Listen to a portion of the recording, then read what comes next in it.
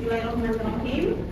Assalamualaikum warahmatullahi wabarakatuh. Waalaikumsalam warahmatullahi wabarakatuh. Selamat siang semuanya. Siang. Gimana, sehat?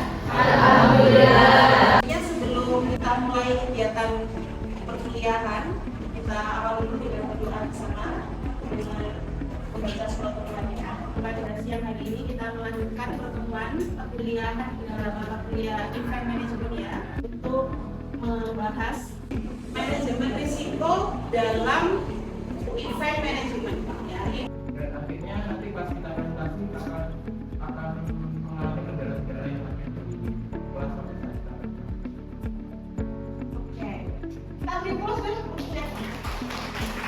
Ini penting untuk kita pelajari resiko-resiko yang kemungkinan pasti akan dihadapi di dalam proses manajemen acara yang kita rencanakan besok. Melalui perkuliahan event management khususnya nanti di dalam materi risiko ini adalah diharapkan bisa menerapkan pemikiran logis, kritis, sistematis, dan inovatif di dalam konteks pengembangan implementasi ilmu pengetahuan dan teknologi yang memperhatikan nilai humaniora yang sesuai dengan bidang keahliannya. Jadi ini luas ya, sampai mata kuliah itu atau PPMK ya, itu adalah merancang event yang memperhatikan key elemen atau elemen-elemen kunci di dalam event. Selain itu, masih ada satu lagi, rancangan event juga perlu untuk memperhatikan risk management yang akan kita bahas. Ternyata, dalam kehidupan kita sehari-hari, tanpa kita sadari, kita telah menerapkan manajemen risiko. Sebagai contoh, Mas Roy memiliki tujuan dalam 5 tahun ke depan ingin membeli rumah seharga 500 juta. Maka, ia membuat proses manajemen risiko sebagai berikut. Pertama, melakukan komunikasi dan konsultasi sepanjang proses kegiatan pencapaian tujuan. Dalam hal ini, Mas Roy melakukan komunikasi dan konsultasi dengan rekan yang telah berpengalaman dalam hal membeli rumah. Kedua, mendeskripsikan kondisi atau penetapan konteks yang bertujuan untuk memahami dan menetapkan lingkungan serta batasan dalam pelaksanaan manajemen risiko. Mas Roy menetapkan ruang lingkup sebagai berikut.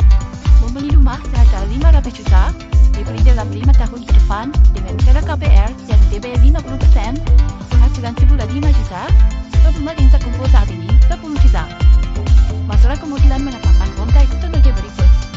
Kondisi internal, status single, usia 23 tahun, jenis kelamin laki-laki, kondisi sehat, belum bekerja, tidak memiliki pekerjaan sampingan, tinggal di kontrakan, memiliki kendaraan, dan hobi traveling. Kondisi eksternal, tidak ada perencanaan keuangan, dan harga rumah cenderung naik setiap tahun. Kemudian Mas Roy menetapkan kriteria risiko sebagai berikut. Risiko yang dapat diambil oleh Mas Roy adalah risiko dengan level rendah, sangat rendah, dan sedang, yaitu risiko yang masuk pada kotak warna hijau, hijau muda, dan kuning. Di dalam kehidupan kita sering menghadapi banyak risiko nih kehidupan. Apa sih risiko itu contohnya? Contohnya kayak pada saat mengerjakan suatu proposal atau makalah, itu ada deadline-nya dan mengerjakan pada saat hampir kehabisan deadline. Otomatis risikonya ya proposal atau makalah itu tidak disusun dengan rapi atau tidak sedikit banyak pembahasannya di dalamnya. Ketiga, melakukan identifikasi risiko yang bertujuan untuk mengidentifikasi hal-hal yang dapat menghambat pencapaian tujuan. Risiko yang telah teridentifikasi kemudian dituangkan dalam daftar risiko sebagai berikut. A.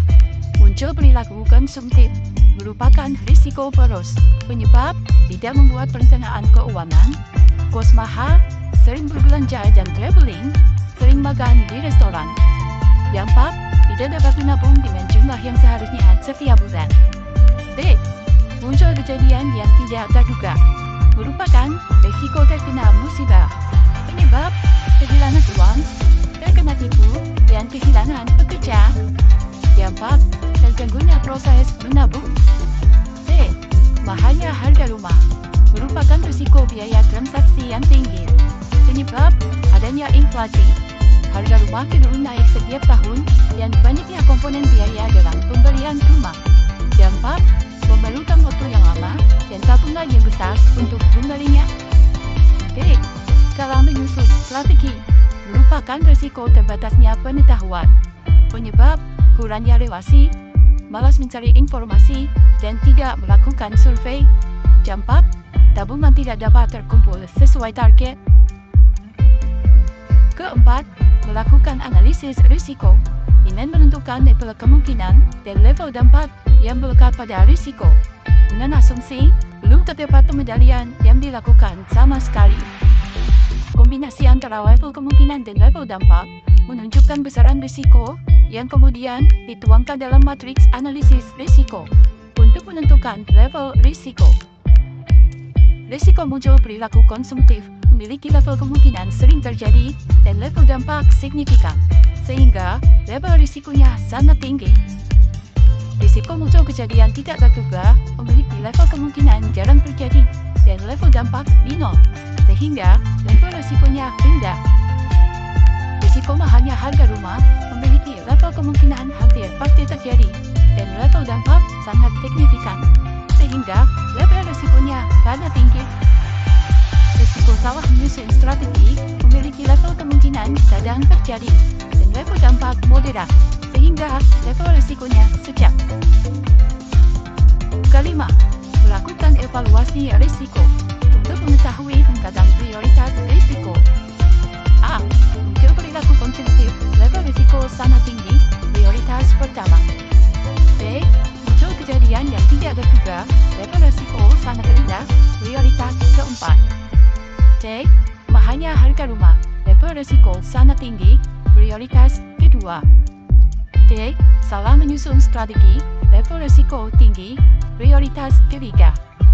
Keenam, memberikan penanganan atau respon risiko dengan memilih tindakan yang akan dilakukan pada risiko untuk menurunkan level kemungkinan dan dampak risiko. Prioritas pertama, muncul perilaku konsumtif, respon risiko, mengurangi kemungkinan. Tindakan pengendalian, buat perencanaan keuangan yang memadai.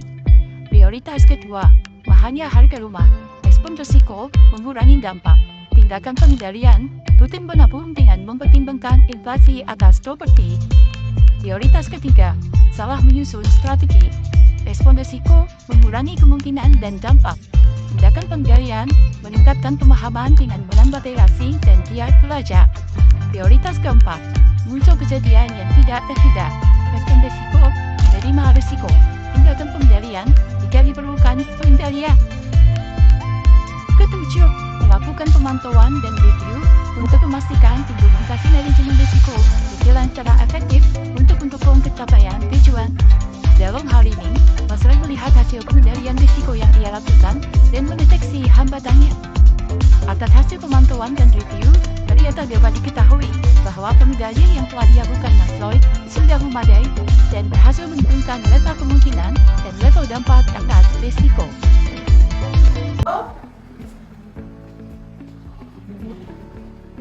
Ya, di sini apakah sama dengan masa?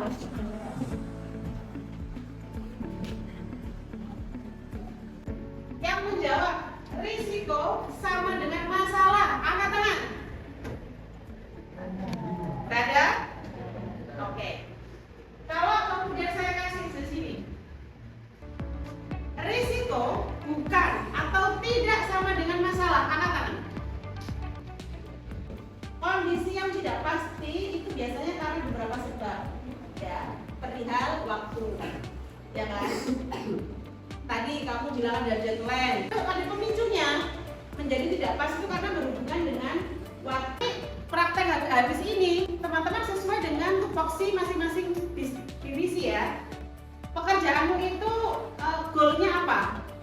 Jadi resiko ini perlu dipersandingkan dulu, kamu ada capaiannya dulu, kamu mau mencapai apa? Kita ada 7 divisi, 1 inti.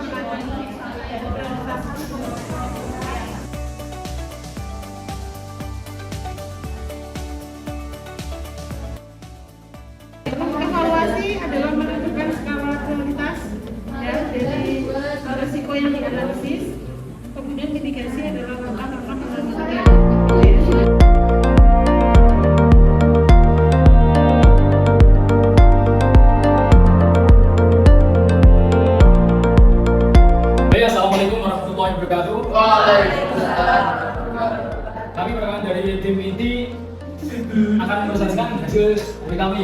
Tentukan skala prioritasnya, yang tinggi adalah alokasi anggaran yang tidak tepat, kemudian dengan cuaca yang buruk.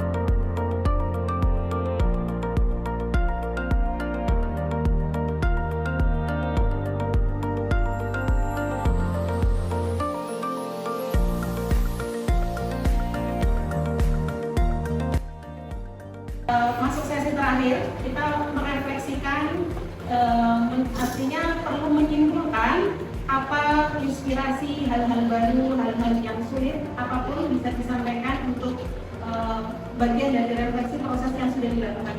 Mulai dari sasaran tujuannya nanti kita seperti apa, kemudian kita menentukan penetapan konteks, sampai dengan mitigasi resikonya tersebut bagaimana. Oke. Sebelum ini pernah nggak melakukan proses pengelolaan sebuah risiko dengan tahapan-tahapan yang lengkap seperti ini? Belum pernah. Terus gimana rasanya? Sulit apa tidak? Tengah-tengah ya Bu, soalnya kan kita belum merasakan, tapi kita juga ini kan terutama hal baru buat kita semua, terkait saya sendiri, karena kan kita kan akan melaksanakan kegiatan event manajemen untuk semuanya di prodi MPI ini, jadi kita jadi tahu bagaimana kita manajemen risiko yang baik dan benar itu bagaimana. Ya, setelah proses risiko ternyata perlu dimanage sedemikian rupa, menurut kamu nih, seberapa penting hal-hal ini dilakukan di dalam sebuah proses manajemen? Kita bisa melihat resiko-resiko apa yang bisa terjadi dalam suatu event atau acara yang akan dilaksanakan, makanya kita dapat mitigasi atau menanggulangi untuk mengurangi resiko. Alhamdulillahirrahmanirrahim, ya, serangkaian proses dari awal sampai akhir tadi ya, dari awal proses berbagai tantangan dalam berbagai segmen proses sudah dilakukan mulai dari diskusi awal sampai kemudian presentasi dan refleksi. Bisa kita simpulkan bahwa proses risiko ya sekecil apapun perlu dimitigasi dan agar nanti tidak sampai risiko itu menjadi sebuah masalah besar. Kalau risiko bisa terdeteksi lebih awal, kemudian bisa dimitigasi lebih awal, nanti idealnya itu kemudian bisa tidak menimbulkan sebuah masalah. Adanya masalah biasanya dengan kegagalan kita karena kita mengabaikan risiko-risiko yang ada. Benar apa tidak? Ya. Terima kasih untuk sesi hari ini ya. Nanti kita lanjutkan lagi di pertemuan selanjutnya dan mari kita akhiri dengan berdoa bersama dengan membaca hamdalah.